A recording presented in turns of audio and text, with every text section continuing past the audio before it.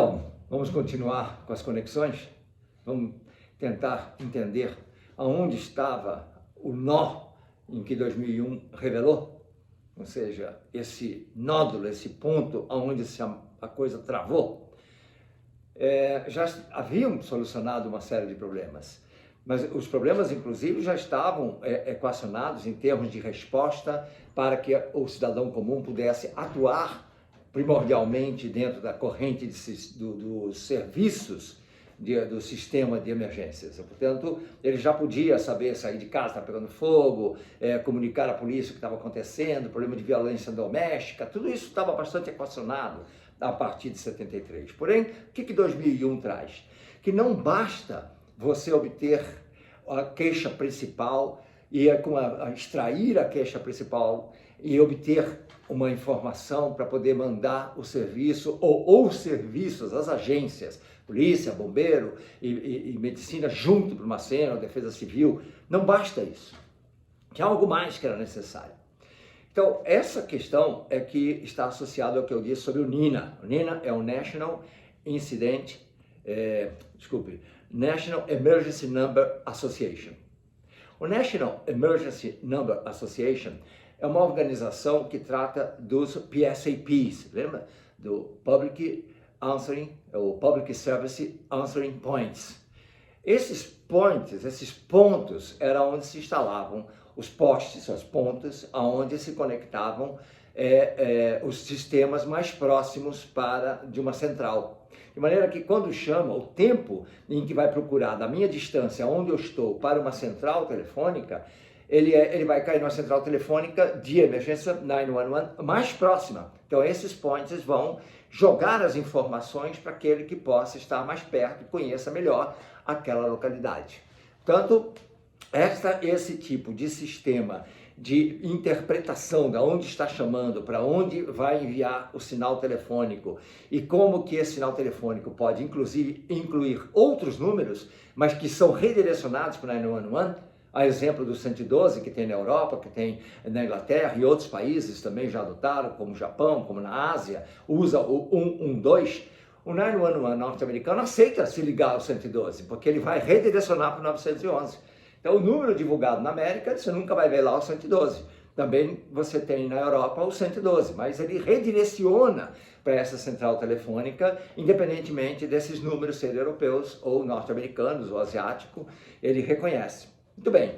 Então, essa é uma coisa que eu chamei a atenção da diferença do Brasil, que tem imensa quantidade e que não redireciona. Chamar bombeiro, vai para bombeiro, se chamar SAMU, vai para SAMU e assim por diante, tá bom? Então, mas vamos ver, esse NINA, né, que é o National Emergency Number Association, e o PSAP, o Public Service Answering Points, eles estão trabalhando em função de melhorar o sistema de resposta e os telecomunicadores, portanto, eles recebem a informação e avisam o que a pessoa pode fazer de maneira mais categórica do ponto de vista do protocolo e envia a agência lá. O que eu mencionei, que para o pessoal que ligou da Torre Gêmea, stay put, the fireman will come to pick you up, ou seja, fica no seu lugar e aguarde que os bombeiros vão lá. E os bombeiros realmente começaram a subir aquela enormidade de degraus, 90 e tantos degraus, andares, carregando mangueira para ir buscar as pessoas que estavam lá em cima e morreram junto com as pessoas, porque o prédio colapsou, incendiou, todo mundo conhece a história, já tem 20 anos. Portanto,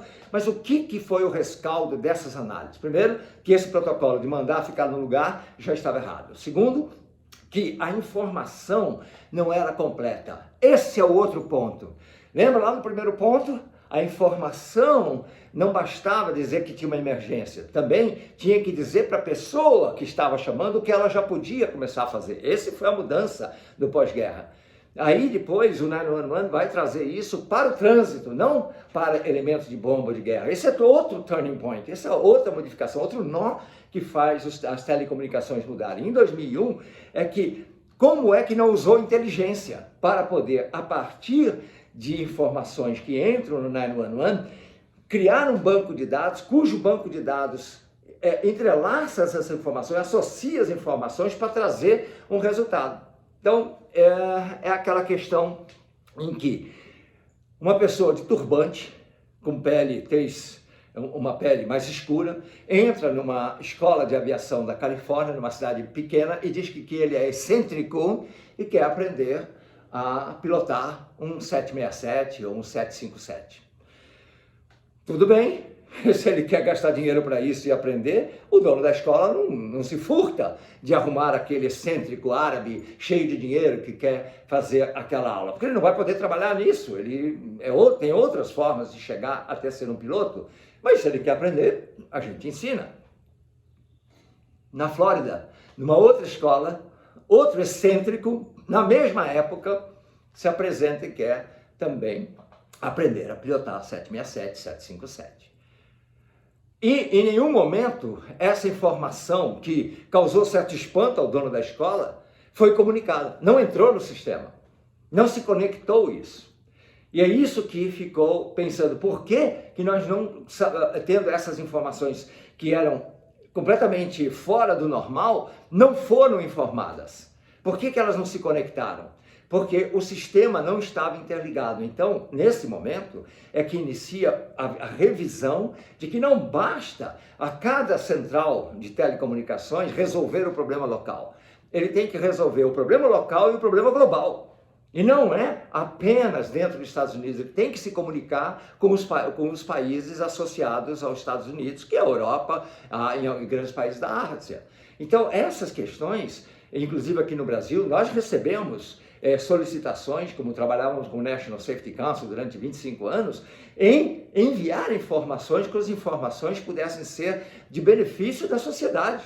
E isso nós conseguimos identificar nos povos da floresta, nos grupos de pessoas. Não estou falando de indígenas, estou falando de indígena vivendo com garimpeiro, vivendo com madeireiro, vivendo com traficante, vivendo com superficiário, vivendo com outros grupos, com cientistas, pesquisadores de espeleologia, geologia, e hidrologia e por aí afora.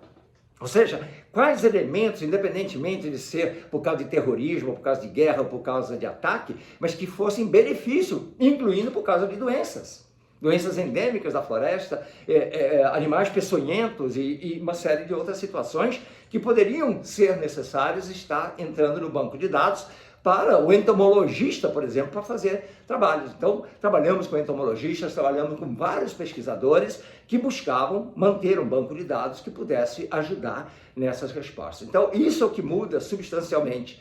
E para isso tem que mudar a língua, tem que ser uma ciência, e de onde nasce a ciência das emergências, cuja ciência vai estudar aquilo que emerge, aquilo que se mostra à luz, e que eu já mencionei, não precisa ser algo ruim, pode ser algo bom, mas que ninguém conhecia, mas também pode ser algo ruim e que precisa de uma conduta para poder solucionar.